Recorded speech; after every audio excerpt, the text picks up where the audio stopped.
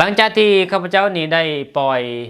ผลงานเพลงหรือว่าบทเพลงเสียงเพลงลงไปในช่อง YouTube เนาะก็ถือว่าผลตอบรับก็ค่อนข้างจะพึงพอใจกับผลงานเนาะที่บ่คิดบ่ฝันว่าจะมีคนนิยมชมชอบเนาะถึกที่ถึกเวลาความหมายดี อาจจะบ่แม่นมืออาชีพแต่ก็เป็นไปได้เนาะ ข้าพเจ้าจะมาเว้า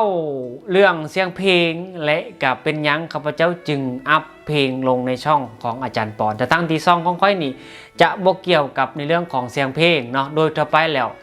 จะเป็นช่องที่ให้ความรู้กับบรรดาทานแต่หลังๆนี่โดยเฉพาะเป็นช่วงน้ำท่วมลงน้ำท่าข้าพเจ้าก็ได้มีการแต่งเพลงและก็สร้างเพลงแล้วก็อัพลงไปในช่อง YouTube 211สามารถที่จะอัพหลายสิ่งหลายอย่างได้เด้อบรรดาทานขอแต่ว่าอย่าไปละเมิดลิขสิทธิ์หรือไปเอาของคนอื่นเฮาก็สามารถที่จะอัพลงไปได้เนาะแต่ว่าถ้าอยากให้มันเป็นมืออาชีพถ้าอยากให้คนหันจำง่ายเนาะและก็ฮู้จุดของเฮาเฮ็ดสายใดสายนั้นถือว่าดีที่สุดเนาะคือต้องบอกก่อนว่าโดยรวมคอยเป็นคนที่แบบมักในเรื่องของเสียงเพลงกับมักในสไตล์ลูกทุ่งบ้านนาหรือทุก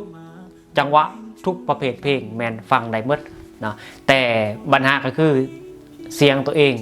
บ่ได้เนาะก็เลยว่าบ่ได้เฮ็ดในเรื่องของเสียงเพลงและก็จะเป็นเบื้องหลังหลายกว่าบอกว่าจะเป็นถ่ายทำตัดต่อพวกนี้ก็มีผลงานหลากหลายอย่างเนาะสำหรับในเรื่องของเสียงเพลงพอดีว่าช่วงนั้นนี่มันเป็นช่วงที่ว่าน้ำท่วมและก็คิดไปคิดมาจะได้นาะก็เลยว่าแต่งเพลงเนาะแต่งเพลงขึ้นมาเพื่อที่จะส่งให้กำลังใจกับสาวโลกน้ำท้าไว้ง่ายซะเนาะเพลงนี่จะเป็นข้าพเจ้าในแต่งเองหลังจากนั้นโดยความที่ข้าพเจ้านี่รู้ในเรื่องของ AI และสอนเป็นคอร์สออนไลน์เนาะเกี่ยวกับการเฮ็ดเพลงการเฮ็ดเสียงประกอบเสียงแบ็กกราวด์เสียงดนตรีประกอบคลิปอย่างต่างๆก็ว่ากันไปก็เลยว่าเอาเนื้อเพลงที่แต่งหันไปใส่ AI ก็เลยว่าออกมาก็ค่อนข้างจะเหมือนกับว่าฟุกไว้ง่ายซะเนาะแต่ว่าโดยความที่มันเข้ากับสไตล์เพลงมันเข้ากับจังหวะและการเนื้อหาก็ค่อนข้างจะเพิ่นว่าเข้าใจง่ายก็เลยว่าออกมาก็ค่อนข้างจะดีสมควรและก็ถือว่าเป็นเพลงที่ยอดฮิตในช่วงน้ำท่วมอยู่ใน TikTok ก็ถือว่าดังสมควรก็ว่าได้เนาะในช่วงน้ำท่วมเพราะว่าปัจจุบันนี้นี่แผ่นเสียงเพลงนี้นี่ประมาณ 8,000 กว่าคนที่ว่าใส่แผ่นเสียงเพลงนี้เนาะนั่นหมายความว่าที่ข้าพเจ้าอัพเพลงลงในช่องเนื่องจากว่าข้าพเจ้านี่มันเป็นบทเรียนไว้ง่ายซะเนาะเพราะว่ามันเป็นระยะที่ข้าพเจ้านี่สอนคอร์สเกี่ยวกับการสร้างเพลงสร้างดนตรีประกอบเพื่อเฮ็ด YouTube ไว้ง่ายซะเนาะมันเป็นช่วงที่เฮ็ดบทเรียนก็เลยว่าลองผิดลองถูกจุดประสงค์หลักๆก็คืออยากสอนวิธีการเฮ็ดเพลงลูกทุ่งบ้านนาให้มันได้ดีที่สุดด้วย AI นั่นเองนะก็เลยว่ามันได้เพลงที่ค่อนข้างจะดีที่สุดไว้ง่ายซะเพลงเดียวก็คือส่งใจไปลงน้ำตาข้าพเจ้าก็เลยว่าเอาลงไปใน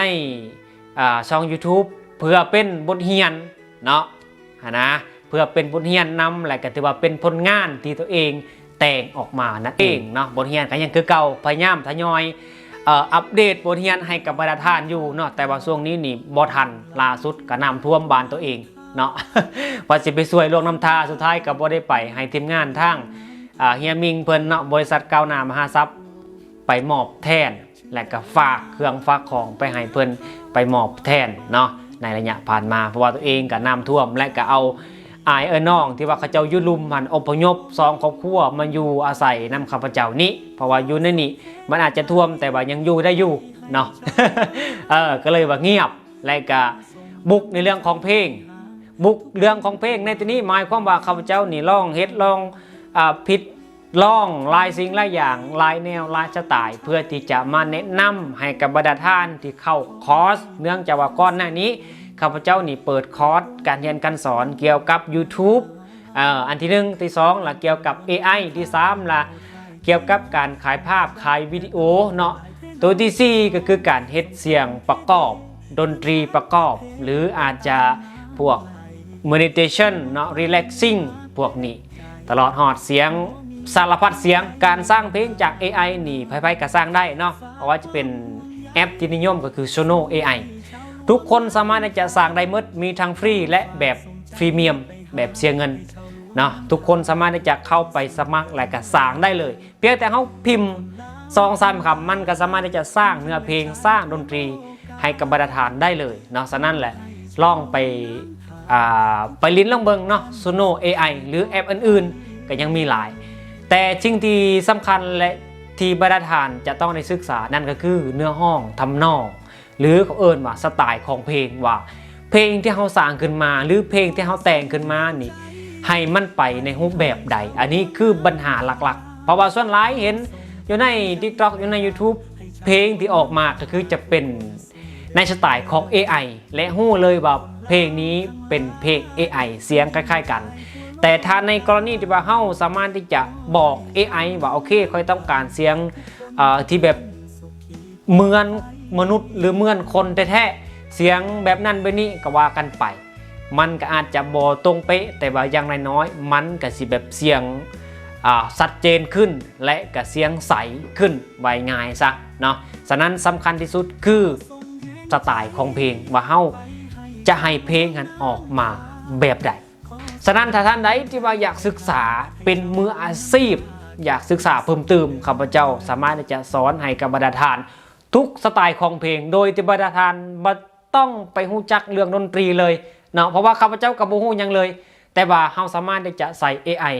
ช่วยในการจัดการทุกอย่างเพียงแต่เฮาศึกษาในเรื่องของสไตล์ของเพลงจังหวะของเพลงเข้าใจ